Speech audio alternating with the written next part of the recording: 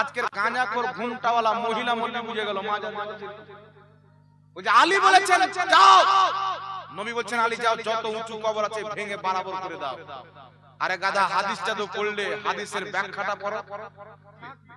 যাদের পীর নাই, আচ্ছা বলেন তো বাবা, খাজা মঈনুদ্দিন চিশতি আমাদের দলে, নিজামউদ্দিন আউলিয়া আমাদের দলে, কুতুবউদ্দিন বাখতিয়ার কাকি আমাদের দলে, দুনিয়াতে যত ওলি আছে সব সুন্নি জামাতে। ও ঘোড়ার ঘাসের জামাতে ওলি নাই, তো মানবে কি করে? যদি আল্লাহর জায়গা মানে, আল্লাহর দেহ মানে চার মাযহাবের নিকটে, সেই ব্যক্তি কাফির হয়ে যাবে, তার স্ত্রী তালাক হয়ে যাবে, ওই ব্যক্তি মুসলমান থাকবে না। কেউ যদি নবীকে পাপী মানে, কওরির আকীদা যদি হয় নবী পাকের গুনাহ আছে, ছোটই হোক আর বড় হোক, সেই ব্যক্তি মুসলমান থাকবে, তার ঈমান থাকবে, তার জবাই করা পশুর মাংস খাওয়া চলবে না। সেই ব্যক্তি যদি বক্তব্য দেয় যার অন্তরে নবী মুস্তাফার আদব নাই, তার মুখ থেকে কুরআন পাক শোনা হারাম রয়েছে। বিরাদর ইসলাম, আল্লাহ তাবারাক ওয়া তাআলা পবিত্র কুরআনুল কারীমে বলেন, মাকানা মুহাম্মাদুন আবা আহাদিম মির রিজালিকুম ওয়ালাকিন রাসূলুল্লাহি ওয়া খাতামান নাবিয়্যিন। আল্লাহ তাবারাক ওয়া তাআলা বলেন, মুহাম্মদ সাল্লাল্লাহু আলাইহি ওয়াসাল্লাম তোমাদের মধ্যে কোন ব্যক্তির বাবা নয়, ওয়ালাকিন রাসূলুল্লাহ, উনি হচ্ছেন একজন আল্লাহ পাকের রাসূল, ওয়া খাতামান নাবিয়্যিন, এবং সমস্ত নবীর শেষ নবী। জোরে বল সুবহানাল্লাহ।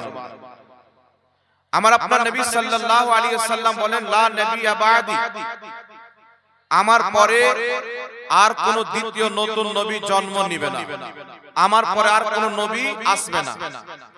রাসূল পাক সাল্লাল্লাহু আলাইহি ওয়াসাল্লামের পূর্বে আমরা যদি দেখতে যাই তো বিভিন্ন নবীর দুনিয়া থেকে পর্দা করার 500 বছর পর, 700 বছর পর, 1000 বছর পর, 300 বছর পর আবার আল্লাহ তাবারাক ওয়া তাআলা দ্বিতীয় কোন নবীকে এই জমিনের মাটিতে প্রেরণ করেছেন, পাঠিয়েছেন মানব জাতির হেদায়েতের জন্য। তো আমার আপনার নবী সাল্লাল্লাহু আলাইহি ওয়াসাল্লামের পর কিয়ামতের সকাল পর্যন্ত আর দ্বিতীয় কোন নবী আসবেন না। আল্লাহ তাবারাক ওয়া তাআলার দ্বীনের কাজ কে করবে? মানুষকে হেদায়েতের পথ কারা দেখাবে? মানুষকে আকীদার কথা কারা বলবে? আমলের কথা কারা বলবে? তো নবী পাক সাল্লাল্লাহু আলাইহি ওয়াসাল্লামের শরীয়তে, ইসলামে উলামায়ে কেরামকে আম্বিয়ায়ে কেরামের ওয়ারিস বলা হয়েছে। আল উলামা ওয়ারাসাতুল আম্বিয়া, আলিমগণ হচ্ছে নবীগণের ওয়ারিস। কিয়ামতের সকাল পর্যন্ত আর দ্বিতীয় কোন নবী জন্ম নেবেন না। দ্বীন ইসলামের কাজ নবীগণের নায়েব, নবীগণের ওয়ারিস আলিমে দ্বীন, আলিম উলামারা করবে। জোরে বল সুবহানাল্লাহ। এজন্য পৃথিবীর মুসলমান, এই পৃথিবীর মাটিতে যখনই কোনো পথভ্রষ্ট ফিতনা উঠেছে, যখনই কোনো পথভ্রষ্ট দল বেরিয়েছে, যখনই কোনো ব্যক্তি মুসলমানের ঈমানকে নষ্ট করার চেষ্টা করেছে, আল্লাহ তাবারাক ওয়া তাআলা যুগে যুগে বড় বড় আলিমে দ্বীনকে পাঠিয়ে এই ইসলামের খিদমত করিয়েছে। এইজন্য পৃথিবীর মুসলমান, আজকে মুসলমানের যারা দুশমন, ইসলামকে যারা মিটিয়ে দিতে চায়, তাদের টার্গেট সর্বপ্রথম হচ্ছে মাদ্রাসা। যদি মাদ্রাসা শেষ হয়ে যায় তাহলে আলিম উলামা তৈরি হওয়া বন্ধ হয়ে যাবে। মাদ্রাসা যদি বন্ধ হয়ে যায়, আলিমের দ্বীন তৈরি হওয়া বন্ধ হয়ে যাবে। যখন আলিমের দ্বীন থাকবে না, 5 ওয়াক্তের নামাজ মুসলমানের প্রতি আল্লাহ পাক ফরজ করেছেন, এই কথা মানুষকে কারা বলবে? যখন আলিমের দ্বীন থাকবে না, আকীদার কথা কারা বলবে? খোদার পরিচয় কারা করাবে? নবী মুস্তাফার ঠিকানা কারা দেখাবে? ফেরেশতাদের প্রতি ঈমান আনতে হবে, এই শিক্ষাটা কারা দিবে? এই জন্য পৃথিবীর মুসলমান, আমাদেরকে মাদ্রাসাকে মজবুত করতে হবে। আর একটি কথা মনে রাখতে হবে, আম্বিয়ায়ে কেরামের ওয়ারিস যারা আলিমে দ্বীন রয়েছে তাদের সম্মান করতে হবে। যেই ব্যক্তি আলিমে দ্বীনের সম্মান করলো, সেই ব্যক্তি ইলমের সম্মান করলো, যেই ব্যক্তি ইলমের সম্মান করলো, সেই ব্যক্তি মুহাম্মদ রাসূলুল্লাহর সম্মান করলো। বলো সুবহানাল্লাহ, সুবহানাল্লাহ। এইজন্য পৃথিবীর মুসলমান, আজ পৃথিবীর মাটিতে মুসলমানদের প্রতি বিভিন্ন রকমের মুসিবত চলে আসতেছে। মুসলমানদের মধ্যে এমন কিছু জিনিস দেখতে পাওয়া যায় যেটা আল্লাহ পাক পছন্দ করেন না, রাসূল পাক পছন্দ করেন না। আজ মুসলিম সমাজের মধ্যে এমন ব্যক্তি রয়েছে নিজের স্ত্রীকে 3 তালাক দিয়ে দেওয়ার পর সেই স্ত্রীকে নিয়ে সংসার করতেছে, হারাম করতেছে। আজ সমাজের মধ্যে এমন লোক রয়েছে আলিম উলামাকে সম্মান না দেওয়ার কারণে মন গড়া মতকে অবলম্বন করে তারা চলতেছে। মনে রাখবেন পৃথিবীর মুসলমান, আপনার অন্তর থেকে যেই দিন আলিম উলামার আদব বেরিয়ে যাবে, উলামায়ে আহলে সুন্নাতের তাজিম বেরিয়ে যাবে, মুহাব্বত বেরিয়ে যাবে, ওই আলিমের দ্বীনের কথা, তার বক্তব্য আপনার অন্তরে বসবে না, আপনি তার কথাকে মানবেন না। যখন আলিমের কথা না মানবেন, আপনার দিলে আলিমের কথা যখন বসবে না, তখন আপনি পথভ্রষ্ট হয়ে যাবেন, আপনি ধ্বংস হয়ে যাবেন। তাই আমার আপনার নবী সাল্লাল্লাহু আলাইহি ওয়াসাল্লাম 1450 বছর পূর্বে বলেছেন, হে পৃথিবীর মানুষ, হয় তুমি আলিম হও, নচেত তালিবে ইলম হও, নচেত আলিমের বন্ধু হও, নচেত আলিমকে মহব্বত করনেওয়ালা হও। যদি তুমি চারটার মধ্যে কোনো একটাও না হও, তাহলে তুমি ধ্বংস হয়ে যাবে, তুমি বরবাদ হয়ে যাবে। আমার নবী মুস্তাফা এই হাদিসের মাধ্যমে বুঝিয়েছে, যদি কোনো ব্যক্তি তালিবে ইলম হয়, সেই ব্যক্তিকে কেউ পথভ্রষ্ট করতে পারবে না। যদি কোনো ব্যক্তি আলিমকে মহব্বত করনেওয়ালা, আলিমের বন্ধু হয়, সেই ব্যক্তিকে কেউ পথভ্রষ্ট করতে পারবে না। যদি কোনো ব্যক্তি আলিমের দ্বীনের পাশে বসে কোরআন হাদিসের আলোচনা শুননেওয়ালা হয়, তাকে কেউ পথভ্রষ্ট করতে পারবে না। আর যদি আলিমের মজলিসে উঠা বসা না থাকে, তাদের প্রতি মহব্বত না থাকে, তাদের কাছ থেকে জ্ঞান অর্জন না করেন, তাহলে আপনি ধ্বংস হয়ে যাবেন। এই কথা পৃথিবীর কোন মৌলবি বলেননি, এই কথা আমার আপনার নবী মুহাম্মদ রাসূলুল্লাহ বলেছেন। জোরে বল সুবহানাল্লাহ। এই জন্য পৃথিবীর মুসলমান, আমাকে আপনাকে সর্বপ্রথম লক্ষ্য রাখতে হবে, আজ এত বড় মাদ্রাসা, এই কুমারগঞ্জের মানুষ নিজের টাকা, রক্ত চুয়া টাকা দিয়ে বিভিন্ন এলাকা থেকে এসে এই জায়গাতে আপনারা কেন দান করতেছেন? অনেক লোক আছেন যাদের বাড়ি এখানে নয়, অনেক লোক আছেন যাদের রাজ্য এটা নয়, কেউ আসাম থেকে এসে, কেউ বিহার থেকে এসে, কেউ ঝাড়খণ্ড থেকে এসে, কেউ বিভিন্ন জেলা থেকে এসে আজ এই মাদ্রাসাতে কেন দান করতেছে? এর কারণ হচ্ছে একটি, এই মাদ্রাসাতে নবী মুস্তাফার ইলম বন্টন করা হচ্ছে, নবী পাকের দ্বীনের প্রচার করা হচ্ছে। এই জন্য পৃথিবীর মুসলমান, যেই ব্যক্তি আলিমে দ্বীন হয়, সেই ব্যক্তি মুহাম্মদ রাসূলুল্লাহর ওয়ারিস হয়ে যায়। জোরে বল সুবহানাল্লাহ। আজ আমার সম্পদ রয়েছে, আপনার সম্পদ রয়েছে, যদি আপনি ইন্তিকাল করেন, আপনার সম্পদ আপনার ছেলেদের মধ্যে বন্টন হবে, তারা ওয়ারিস হবে, মিরাসের অধিকার তারা রাখবে। আমি ইন্তিকাল করলে আমার ছেলে রাখবে। কিন্তু যেই ব্যক্তি ইলমে দ্বীন অর্জন করে, পৃথিবীর কোন জমিদারের ওয়ারিস হয় না, মুহাম্মদ রাসূলুল্লাহর ওয়ারিস হয়। কারণ এই ইলম আমার নবীকে আল্লাহ দান করেছেন, আর আমার নবী মুস্তাফা সারা পৃথিবী এই ইলমের জাম পান করিয়ে সেই রাব করে দিয়েছেন। জোরে বলেন সুবহানাল্লাহ। এই জন্য পৃথিবীর মুসলমান, নবী পাক সাল্লাল্লাহু আলাইহি ওয়াসাল্লাম ইরশাদ করেন, তিনটি জিনিসের দিকে তাকানো হচ্ছে ইবাদত। যদি কোনো ব্যক্তি মা বাপের চেহারার দিকে তাকায়, ইবাদত হবে। যদি কোনো ব্যক্তি কাবা ঘরের দিকে তাকায়, ইবাদত হবে। রাসূল পাক বলতেছেন, তেমনি যদি কোনো ব্যক্তি আহলে সুন্নাত ওয়াল জামাতের আলিমের চেহারার দিকে তাকায়, এটাও ইবাদতের মধ্যে গণ্য হবে। জোরে বল সুবহানাল্লাহ। এই জন্য পৃথিবীর মুসলমান, আলিমদের ইজ্জত সম্মান যতদিন করবেন, আপনার ঈমান আকীদা ততদিন মজবুত থাকবে। যত বেশি সম্মান করবেন, তত বেশি আপনার ইজ্জত সম্মান মজবুত থাকবে। এই জন্য আমার আপনার নবী সাল্লাল্লাহু আলাইহি ওয়াসাল্লাম বলেছেন, পৃথিবীর মুসলমান, আমার নবী বলেছেন, পৃথিবীতে যেই ব্যক্তি আলিমকে মহব্বত করবে, নবী পাকের হাদিস দ্বারা প্রমাণিত, দুনিয়াতেও কাজে লাগবে, আখিরাতেও আলিমের মহব্বত আপনার কাজে আসে। উঠান কিতাব সুনান ইবনে মাজাহ রাসূল পাক সাল্লাল্লাহু আলাইহি সাল্লাম বলছেন ইয়াশফা ইয়াউমিল কিয়ামাতে সালাসা, কিয়ামতের ময়দানে তিন শ্রেণীর ব্যক্তি সুপারিশ করবেন। নবী বলছেন প্রথম নবীগণ, সুম্মাল উলামা, তারপরে আলিমগণ, সুম্মা শুহাদা, তারপরে শহীদগণ। এই আলিমের দিন কিয়ামতের মাঠে মানুষদের সুপারিশ করে খোদার জান্নাতে নিয়ে যাবে। এটা আমার আপনার নবীর ঘোষণা, জোরে বলেন সুবহানাল্লাহ। এইজন্য পৃথিবীর মুসলমান ইমাম জালালউদ্দিন সুয়ুতী রাহমাতুল্লাহ আলাইহি এই হাদিসটিকে বলেছেন, হাদিসটির সনদ হচ্ছে হাসান। মনে রাখবেন, যারা ইসলামের জন্য জীবন দেয়, যারা শহীদ হয়েছে, হাত কাটিয়ে, পাও কাটিয়ে, গর্দান কাটিয়ে, নিজের জানকে লুটিয়ে যারা শাহাদাতের জাম পান করেছে, তাদের চাইতে বেশি সম্মান আল্লাহ পাক আলিমের দ্বীনকে দান করেছেন। পৃথিবীর মুসলমান, একজন আলিমের মর্যাদা শরীয়তে কিভাবে বয়ান করা হয়েছে? আল ইলমু নূরুন, ইলম হচ্ছে নূর। যেখানে আলিম থাকে সেখানে খোদা এবং তার রাসূলের চর্চাও থাকে, জোরে বল সুবহানাল্লাহ। এইজন্য পৃথিবীর মুসলমান, এখানে একটি হাদিস আপনার আমার জন্য জানা একান্ত জরুরি। মনে রাখবেন, পৃথিবীর মুসলমান, জান্নাতি দল, জান্নাতি পথ, আহলে সুন্নাত ওয়াল জামাত, সুন্নি জামাতে আলিম উলামার কোন ব্যক্তি যদি আলিম হওয়ার কারণে তাওহীদ করে, আমার আপনার নবী সাল্লাল্লাহু আলাইহি সাল্লাম কি বলেছেন? যদি কোন ব্যক্তি আলিমের তাওহীদ করে, আলিম মনে করে, আলিম হওয়ার কারণে জমিতে ছাগল চলে গেছে, ঝগড়া করেছে, আলাদা ব্যাপার। যদি কোনো ব্যক্তি একজন আলিমের সাথে দুনিয়ার কাজের জন্য ঝগড়া করে, ছাগল নিয়ে, গরু নিয়ে, দোকান নিয়ে, জায়গা নিয়ে, সেই ব্যক্তির জন্য এটা হারাম, কবিরা গুনাহ হবে।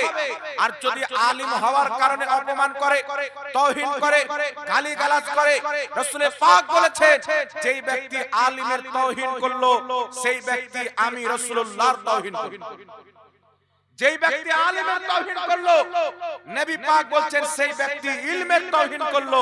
যেই ব্যক্তি ইলমের তাওহীদ করলো সেই ব্যক্তি আমি রাসূলুল্লাহর তাওহীদ করলো। যেই ব্যক্তি রাসূলুল্লাহর তাওহীদ করলো, নবী বলছেন সেই ব্যক্তি জিবরিলের তাওহীদ করলো। যেই ব্যক্তি জিবরিল আলাইহিস সালামের তাওহীদ করলো সেই ব্যক্তি খোদার তাওহীদ করলো। তাই আলিমের তাওহীদ করনে वाला, অপমান করনে वाला, আলিম হওয়ার কারণে মুসলমান থাকে না, সেই ব্যক্তি ইসলাম থেকে খারিজ হয়ে যায়। মুসলমান কোন ব্যক্তি যদি আলিম হওয়ার কারণে কোন সুন্নি জামাতের আলিমকে গালি দেয়, তার অপমান করে, তার তাওহীদ করে, সেই ব্যক্তি কাফির হয়ে যাবে, মুসলমান থাকবে না। এটা নবী মুস্তাফা সাল্লাল্লাহু আলাইহি ওয়াসাল্লাম 1450 বছর পূর্বে নিজের উম্মতকে জানিয়ে দিয়েছেন, জোরে বল সুবহানাল্লাহ। আর একটা কথা আপনাকে বলি, পৃথিবীর মুসলমান, আজকাল সমাজের মধ্যে দেখতে পাওয়া যায় দু তিনটা বাংলা কিতাব কোথায় থেকে পড়ে এসে এমন ভাব দেখায়, ও মনে করে আমি আলিম চাইতে বেশি জানি। কিছু লোক বলবে কুমারগঞ্জের আলিমরা কি জানে, ওর চাইতে আমি বেশি জানি। এইরকম কিছু এলাকাতে লোক দেখতে পাওয়া যায়। তবে আমি আপনাকে বলতে চাই, পৃথিবীর মুসলমান, খোদার কোরআন কি বলেছে? আল্লাহ পাক পবিত্র কোরআন পাকে বলেন, কুল হাল ইয়াস্তাবিল্লাযীনা ইয়ালামুনা ওয়াল্লাযীনা লা ইয়ালামুন। আল্লাহ বলেন, হে নবী, তুমি পৃথিবীবাসীকে বলে দাও, যারা জানে আর যারা জানে না, অর্থাৎ যারা আলিম, যারা আলিম নয়, উভয় কি সমান? ইমাম জালালউদ্দিন সুয়ুতী রাহমাতুল্লাহ আলাইহি কোরআন পাকের বিশ্ববিখ্যাত ফেমাস তাফসীরের কিতাব কুমারগঞ্জ মাদ্রাসায় পড়ানো হয়, মালদার মাদ্রাসায় পড়ানো হয়, ভারতের মাদ্রাসায় পড়ানো হয়, মিশরের মাদ্রাসায় পড়ানো হয়, মক্কা মদিনার মাদ্রাসায় পড়ানো হয়। ওই তাফসীরের কিতাব তাফসীরে জালালাইনের মধ্যে ইমাম সুয়ুতী রাহমাতুল্লাহ আলাইহি বলছেন, লা ইয়াস্তাবি, আলিম আর যারা আলিম নয় তারা কোনোদিন সমান হতে পারে না। আল্লাহ পাক বলছেন কি, ফাসআলু আহলা যিকরি ইন কুনতুম লা তা'লামুন। তোমরা যারা জানো না, যেটা জানো না যারা জানে তাদের কাছে গিয়ে জিজ্ঞাসা করো। আপনাকে আলিমের কাছে জিজ্ঞাসা করতে হবে। খালি হাদিস পেয়ে গেলেই হবে না পৃথিবীর মুসলমান। ইমাম সুফিয়ান বিন উয়াইনা রাহমাতুল্লাহ আলাইহি বলছেন, তিনার বক্তব্যকে ইমাম ইবনুল হাজ রাহমাতুল্লাহ আলাইহি আল মাদখাল কিতাবে উল্লেখ করেছেন। সুফিয়ান বিন উয়াইনা বহুত বড় ইমাম, ইমাম বুখারী রাহমাতুল্লাহ আলাইহির পূর্বের ইমাম। তিনি বলতেছেন শুধু হাদিস হচ্ছে পথভ্রষ্ট হওয়ার মূল কারণ ইল্লাল ফুকাহা, কিন্তু ফুকাহায়ে কেরাম ব্যতীত যদি কোনো ব্যক্তি ফকিহ না থাকে, যদি কোনো ব্যক্তি কুরআন হাদিস থেকে মাসলা ইস্তেমবাত করার যোগ্যতা না রাখে, জ্ঞান অর্জন না করে, মুস্তাহিদ না থাকে, 1 লক্ষ হাদিস মুখস্থ জানুক, 2 লক্ষ হাদিস মুখস্থ জানুক, যদি 5 লক্ষ হাদিস মুখস্থ জানে, সে যদি ফকিহ না হয়, কুরআন হাদিস থেকে মাসলা বের করার তার অধিকার নাই। কুরআন হাদিস থেকে মাসলা তারাই বের করবে যাদেরকে আল্লাহ পাক ফকিহ বানাবেন। জোরে বলেন সুবহানাল্লাহ। সুবহানাল্লাহ, সুবহানাল্লাহ। ফকিহ কাকে বলে? ফকিহ কাকে বলে? যাদেরকে আল্লাহ পাক দ্বীনের বুঝ দান করেন। আমি কাউকে একটা হাদিস শিখিয়ে দিলাম, আমার ব্যাপার আলাদা, কিন্তু আল্লাহ যদি কাউকে দ্বীনের সমাজ দান করে, বুঝ দান করে, সেই ব্যক্তির জ্ঞান কত হবে পৃথিবীর মুসলমান? ইলমের সম্মান করেন, জ্ঞানের সম্মান করেন, ইলমে দ্বীনের সম্মান করেন। খোদার ইজ্জতের কসম খেয়ে বলি পৃথিবীর মুসলমান, কাল কিয়ামতের মাঠে যদি আলিমকে মহব্বত করে, সেই আলিম আপনার সুপারিশ করে খোদার জান্নাতে নিয়ে যাবে। এটা মুহাম্মদ রাসূলুল্লাহর বিশুদ্ধ হাদিস দ্বারা প্রমাণিত। জোরে বলেন সুবহানাল্লাহ।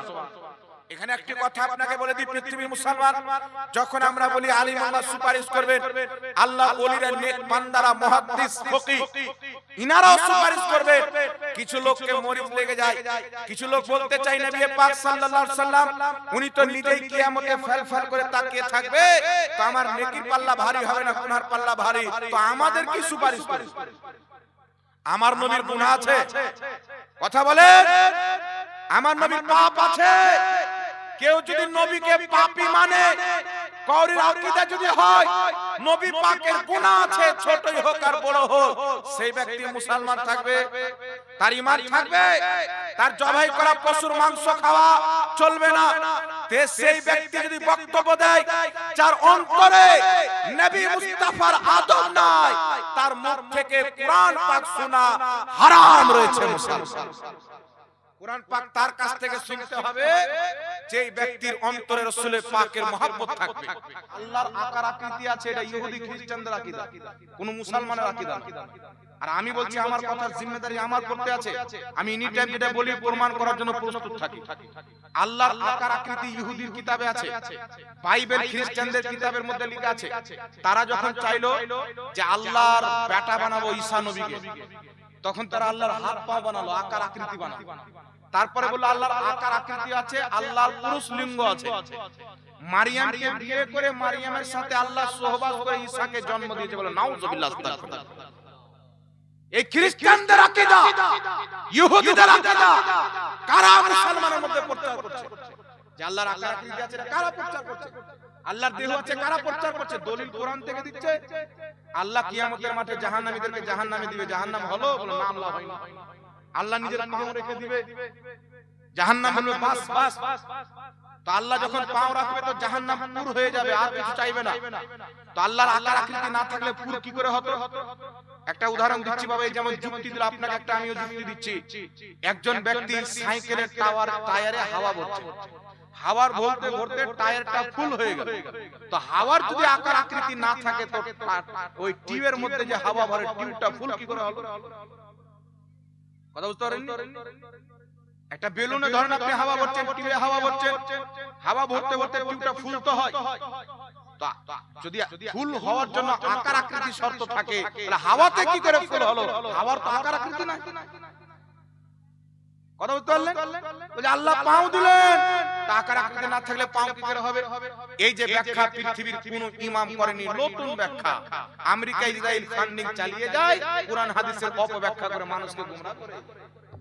আমি আপনাকে কয়েকটা নাম বলে দিচ্ছি বাবা। 1200-1300 বছর পূর্বের মুহাদ্দিস ইমাম মাতুরিদি রাহমাতুল্লাহ আলাইহি তাফসিরে মাতুরিদির মধ্যে লিখেছেন, ইমাম কুরতুবী তাফসিরে কুরতুবীর মধ্যে লিখেছেন, ইমাম বাইহাকি কম বেশি 1200 বছর পূর্বে আল আসমা ওয়াস সিফাত কিতাবের মধ্যে লিখেছেন, ইমাম ইবনে হাজার আসকালানী বুখারী শরীফের শারহ ফাতহুল বারীর মধ্যে লিখেছেন। আল্লাহ পাক যেখানে হাত পাও চেহারার কথা বলেছেন, এর দ্বারা নিজের কুদরতকে বুঝিয়েছেন, আকার আকৃতিকে বুঝিয়েছেন।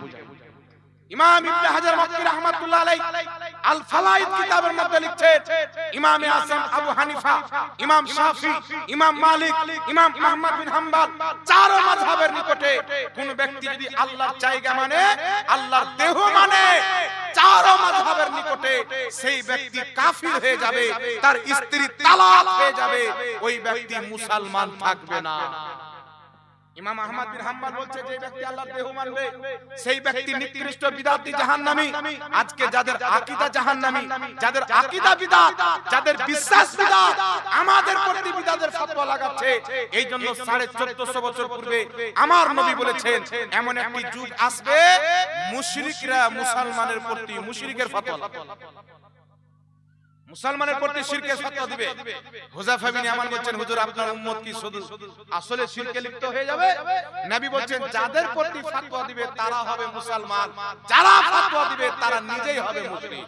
আল্লাহর আকার আকৃতি মানা মানুষের মতো শিরকি আকীদা, আর যদি বলে আল্লাহর আকার আকৃতি আল্লাহর মতো আছে, এটা বিদআতি আকীদা, কুফর পর্যন্ত হতে পারে। এই আকীদা খ্রিস্টানদের আকীদা, একে তালাক দিতে হবে। মুহাম্মদ রাসূলুল্লাহ এবং আকীদার ইমানদের আকীদা রাখতে হবে, আমার খোদা হচ্ছে নিরাকার। জোরে বল সুবহানাল্লাহ। এজন্য বাবা পবিত্র কুরআনুল কারীমের মধ্যে, পবিত্র কুরআনুল কারীমের মধ্যে আল্লাহ পাক বলেছেন সূরা ফাত্তা আয়াত নাম্বার 10, যারা কোরআন পাকের জাহিরি অর্থ নেয়, কোরআন পাকের যারা জাহিরি অর্থ নেয়, জাহিরি অর্থ মানে আল্লাহ পায়ের কথা বলেছেন তো পাও থাকলে তো আকার থাকবে, এটা জাহিরি অর্থ। আল্লাহ পাক পবিত্র কোরআন সূরা আলে ইমরান আয়াত নাম্বার 7, বাড়িতে কোরআন থাকলে আলে ইমরানের 7 নম্বর আয়াত পড়বেন।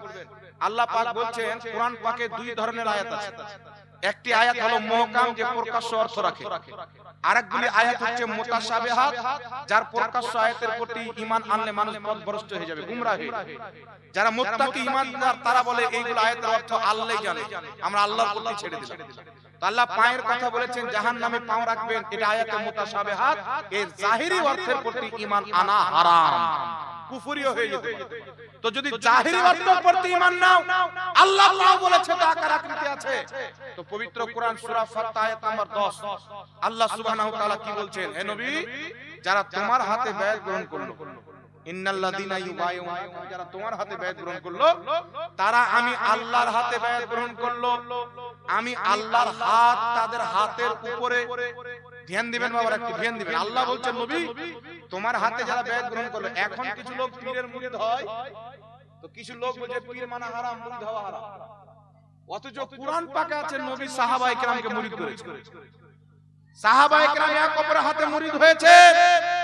এইজন্য মুরিদ হওয়া হারাম নয়, মুরিদ হওয়া সুন্নাতে কদিমা মুস্তামিরা, ফাতাওয়া তাজুল শরিয়ার মধ্যে লিখিত।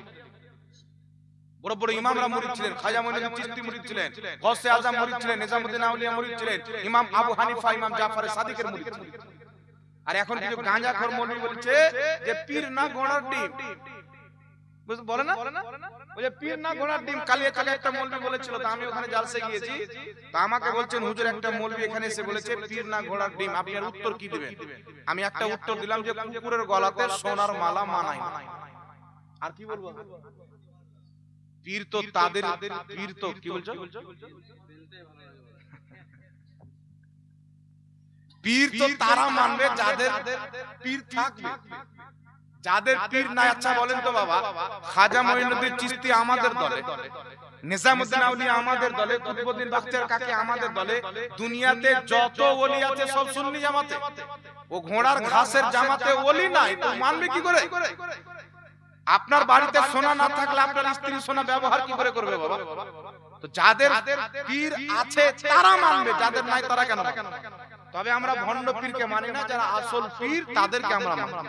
কথা বুঝতে পারছেন? এবার আল্লাহ কি বলছেন, তাদের হাতের উপরে আমি আল্লাহর হাত, তাহলে এখান থেকে কি বোঝা গেল? নবীর হাতে সাহাবার হাত, সাহাবার হাতের উপরে আল্লাহর হাত। এটা প্রকাশ্য আয়াত। এটা প্রকাশ্য যদি ঈমান আনেন তাহলে আপনাকে মানতে হবে যে নবীর হাতে সাহাবা হাত দিয়েছিলেন আর সাহাবীদের হাতের উপরে আল্লাহ পাক হাত রেখেছিলেন। তাহলে সাহাবা আল্লাহর হাত দেখেছে। তাহলে ওই সময়তে নবী মদিনাতে ছিলেন, মক্কাতে সাহাবা বাইত করেছেন, তো মক্কাতে ছিলেন আল্লাহ পাক, তাই তো হাত দিয়েছেন। তাহলে জেহালত আকীদা। আল্লাহ জায়গা থেকে পাক, জায়গা হচ্ছে সৃষ্টি, আরশ হচ্ছে সৃষ্টি, এদিক ওদিক ছটা দিক হচ্ছে সৃষ্টি। সৃষ্টি পরে হয়েছে, আল্লাহ চিরকাল থেকে আছে। এই সৃষ্টি যখন ছিল না তখন আল্লাহ ছিল কি ছিল না? যখন জায়গা ছিল না তখন আল্লাহ ছিল। তাহলে আল্লাহকে কোন জায়গাতে মানা কুফরি হবে কি হবে না? তো কিছু গাঁজাখোর লোকের আকীদা হচ্ছে কি যে আল্লাহ আরশে বসে আছে। তো যখন আরশ ছিল না তখন আল্লাহ কোথায় ছিল? তোমার নানার বাড়িতে। এইজন্য খবরদার মুসলমান, জাহিরি অর্থ যদি নেন তো মানতে কি হবে? আমার আল্লাহ সাহাবীদের হাতের উপরে হাত রেখেছেন। কিন্তু এর দ্বারা কি বলবে যে আল্লাহ নিজের কুদরতকে বুঝিয়েছেন, রহমতকে বুঝিয়েছেন, বরকতকে বুঝিয়েছেন। তো আল্লাহ জাহান্নামে পাও দিবে, আল্লাহ নিজের সিফাতকে বুঝিয়েছেন। এটা আমার মতন মৌলভী বলছেন না। ইমাম মাতুরিদি 1200-1300 বছর পূর্বে বলেছেন। ইমাম বাইহাকি আল আসমা সিফাত কিতাবে 1100-1150 বছর পূর্বে বলেছেন। ইমাম ইবনে হাজার আসকালানী ফাতুল বারীতে বলেছেন। ইমাম কুরতুবী তাফসীরে কুরতুবী বলতে বলেছেন যেই আকীদা নবীর যুগ থেকে চলে আসছেন ওই আকীদা হলো আল্লাহ নিরাকার। জোরে বলেন সুবহানাল্লাহ। আর এইগুলো আয়াত দ্বারা যদি আল্লাহর আকার আকৃতি বুঝাতো, পূর্বের কোন ইমাম এই ব্যাখ্যা করতে কি করতে না বাবা? কিন্তু পূর্বের কোন ইমাম এই ব্যাখ্যা করেনি। এইজন্য আকীদা রাখতে হবে আল্লাহ হচ্ছে নিরাকার, আল্লাহ মিথ্যা বলা থেকে পাক, চুরি করা থেকে পাক, যত খারাপ কাজ রয়েছে এগুলো আল্লাহর কুদরতের অন্তর্ভুক্ত নয়। আমার আল্লাহও পাক, আল্লাহর কুদরতও পাক। জোরে বলেন সুবহানাল্লাহ। কথা বুঝতে পারছেন? একটা কথা বলতে বলতে ছেড়ে দিয়েছি। নবী পাক স্বপ্নে এসে বললেন ইয়াহইয়া বিন ইয়াহইয়ার কবরে চলে যাও। সকালে ফজরের নামাজ পড়ে ইমাম নিশাপুরী রাহমাতুল্লাহ আলাইহি ইয়াহইয়া বিন ইয়াহইয়ার কবরে গিয়ে তার ওসিলায় দোয়া করে আল্লাহর কাছে শেফা চাইলেন। আল্লাহ সুবহানাহু ওয়া তাআলা সঙ্গে সঙ্গে তার খারিসের ব্যারাম ঠিক করে দিলেন। জোরে বলেন সুবহানাল্লাহ। ইমাম মুনকাদির রাহমাতুল্লাহ আলাইহি ইমাম সাহাবী সিয়ার আলামিন নুবালার মধ্যে লিখেছেন, লাস্ট কথা শুনেন, বক্তব্য শেষ করে দেব। ইমাম সাহাবী সিয়ার আলামিন নুবালার মধ্যে লিখছেন ইমাম মুনকাদির কে কয়েকশো সাহাবীর ছাত্র, ইমাম আবু হানিফার ওস্তাদ, ইমাম জাফর সাদিকের ওস্তাদ ইমাম মুনকাদির রাদিয়াল্লাহু তাআলা আনহু কি বলতেছেন? উনি বলছেন আমি যখন পেরেশানিতে পড়ি, অসুস্থ হয়ে যাই, দুঃখ চলে আসে, কষ্ট চলে আসে, আমি মুহাম্মদ রাসূলুল্লাহর রওজা মুবারকে নিজের চেহারাকে রেখে নবীর কাছে কান্নাকাটি করি, নবীর ওসিলায় আল্লাহ আমার পেরেশানিকে দূর করে। আপনারা বলেন এগুলো তাবেঈ যারা 100-200 জন সাহাবীর কাছ থেকে পড়েছেন, আবু হানিফা যার ছাত্র, ইমাম জাফর সাদিক যার ছাত্র, হাজার হাজার সাহাবী, হাজার হাজার তাবি জিনাদের ছাত্র, ইনারা ইসলাম বুঝতেন না? ইমাম ইবনে হিবান যিনি হাদিসের কিতাব লিখেছেন, মুহাদ্দিস, তিনি ইসলাম বুঝতেন না? আজকের গাঁজাখোর ঘুমটাওয়ালা মহিলা মল্লি বুঝে গেল। ওই যে আলী বলেছেন যাও, নবী বলছেন আলী যাও, যত উঁচু কবর আছে ভেঙে বরাবর করে দাও। আরে গাধা, হাদিসটা তো পড়লে হাদিসের ব্যাখ্যাটা পড়ো। ইমাম ইবনে হাজার আসকালানী ফাতুল বারীতে বলছেন যাদের কবর ভাঙতে বলা হয়েছিল সেই কবরগুলি ছিল মুশরিকদের কবর, কাফিরদের কবর, কোন মুসলমানের কবর ছিল।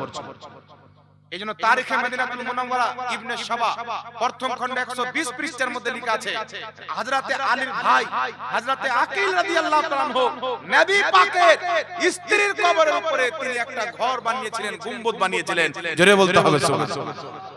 তো হযরতে আলীর ভাই বুঝলেন এরা বুঝে গেল হাদিসের অপব্যাখ্যা করে, কুরআন পাকের অপব্যাখ্যা করে মানুষের ঈমানকে ধ্বংস করা হয়। এইজন্য আপনাদেরকে বলতে চাই পৃথিবীর মুসলমান, দেওবন্দি দল যদি সঠিক হতো এ 1450 বছর থেকে ধারাবাহিকভাবে চলে আসতো, ইংরেজরা তৈরি করতো না।